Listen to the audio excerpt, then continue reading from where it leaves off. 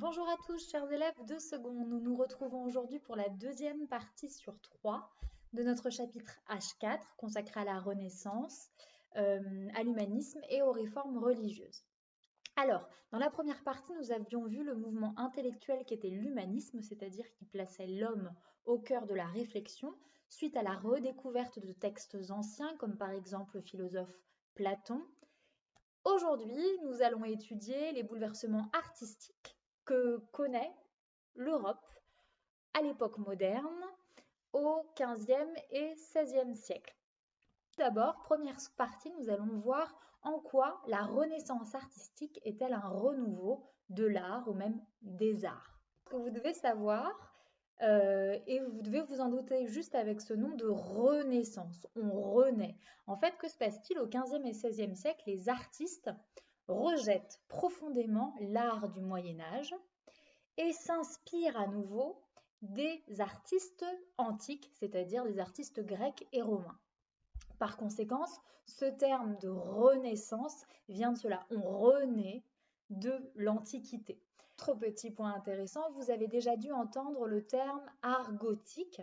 En fait, ce sont les artistes de la Renaissance qui vont nommer l'art du Moyen Âge l'art gothique, car gothique, c'est-à-dire barbare. Donc pour eux, en fait, l'homme et l'art s'est perdu au Moyen Âge.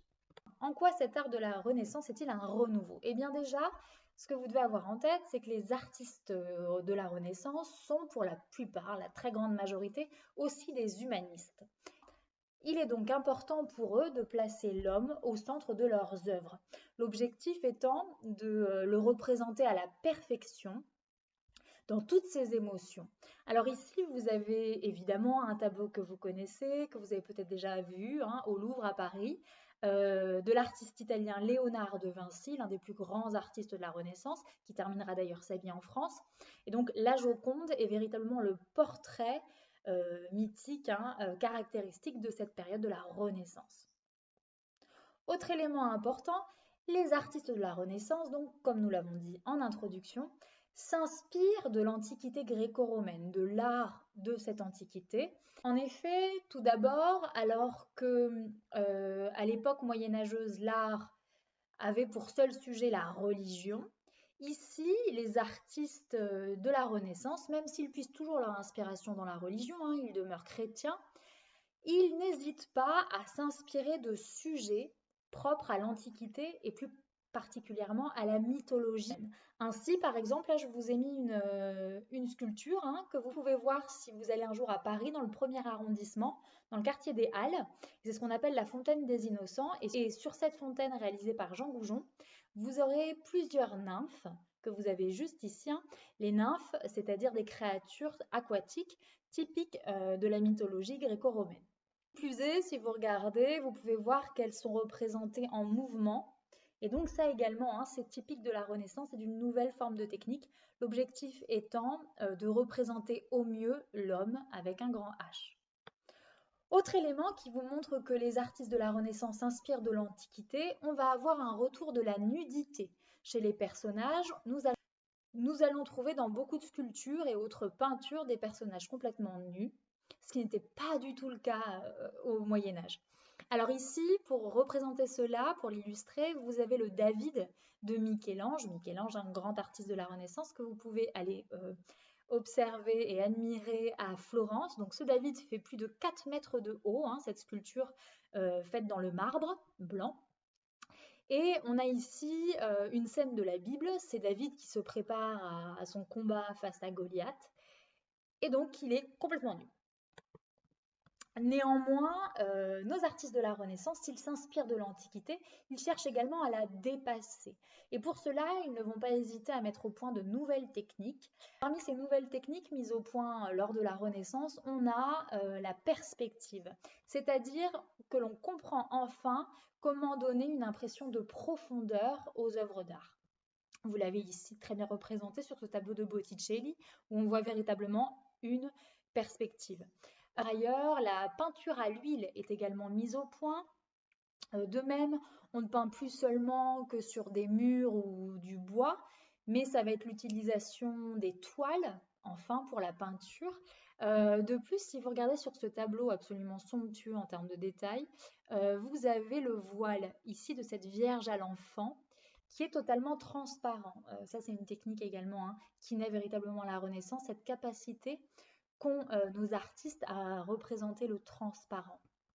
Les artistes de la Renaissance puissent également dans les progrès réalisés au niveau des sciences et n'hésitent pas notamment à pratiquer diverses dissections, comme c'est le cas de Léonard de Vinci, pour apprendre véritablement le fonctionnement du corps humain afin de le représenter de la façon la plus fidèle qu'il soit. Enfin, dernier bouleversement de la Renaissance, c'est véritablement le statut de l'artiste qui change. Au Moyen Âge, le statut même d'artiste n'existe pas. Les peintres, sculpteurs et autres sont ce que l'on appelle des artisans, c'est-à-dire qu'ils travaillent par groupe, par corporation, à plusieurs. Ils ne signent jamais leurs œuvres, pas du tout, ils sont de simples artisans. Avec la Renaissance, on va voir cette figure même de l'artiste, du génie créateur, qui va progressivement s'affirmer. Et alors les artistes vont progressivement acquérir une grande renommée et ne vont pas hésiter de fait à signer leurs œuvres pour véritablement authentifier ces peintures, ces sculptures de leur nom. Donc nos artistes qui s'affirment signent leurs œuvres et n'hésitent pas non plus à se représenter eux-mêmes puisqu'ils sont désormais des génies. Alors ici, je vous mets un autoportrait réalisé par Léonard de Vinci qui vous montre véritablement cette envie de reconnaissance, cette envie de dire « je suis l'artiste » que vous avez par Léonard de Vinci ici. Et autre élément intéressant, dans la Renaissance, les artistes vont très souvent se représenter au sein même de leur tableau. Ici, vous avez un tableau qui s'appelle l'Adoration des mages réalisé par Botticelli.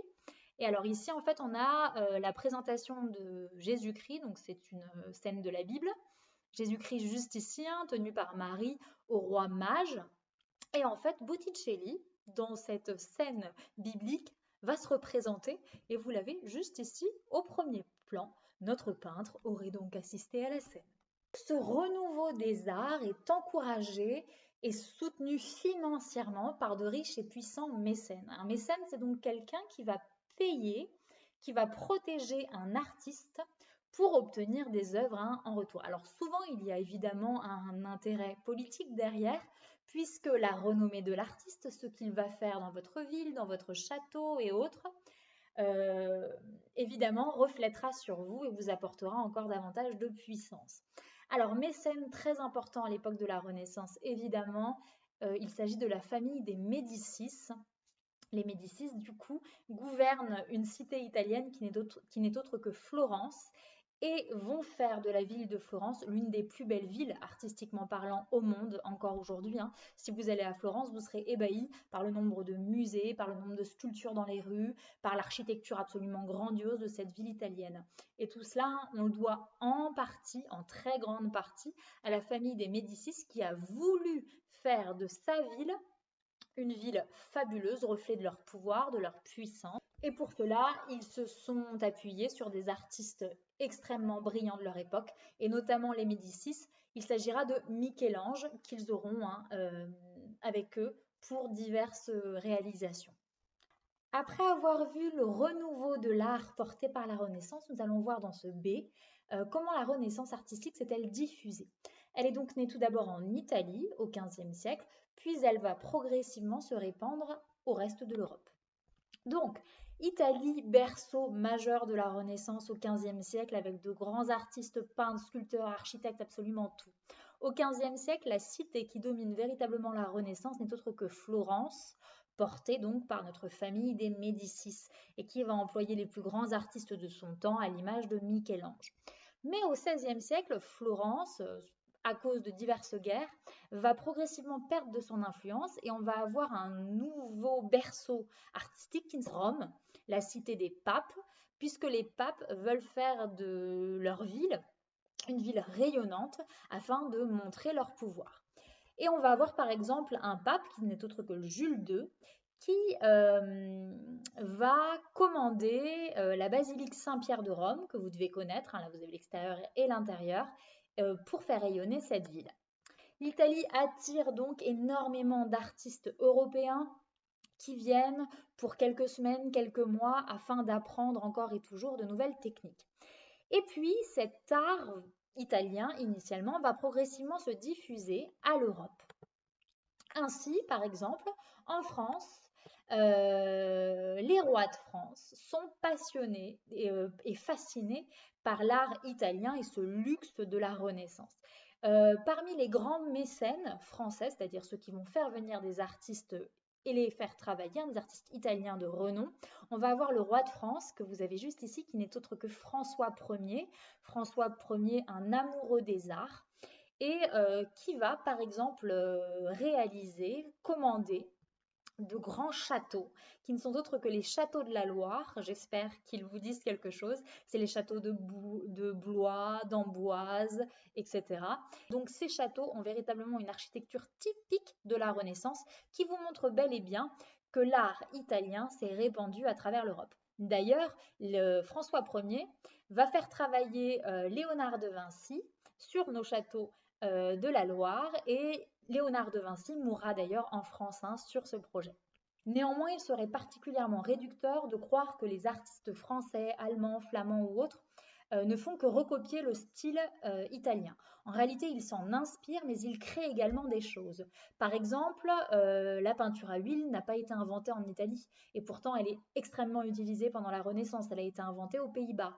De la même façon, les châteaux de la Loire, que vous voyez ici, s'ils ont une architecture très symétrique, typique de la Renaissance et de l'inspiration antique notamment, ils vont conserver une toiture en ardoise, ce qui est typiquement français.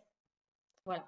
Nous avons donc terminé ce qui ont été des bouleversements artistiques, et on se retrouve dès demain pour les bouleversements religieux que connaît l'Europe au XVe et XVIe siècle.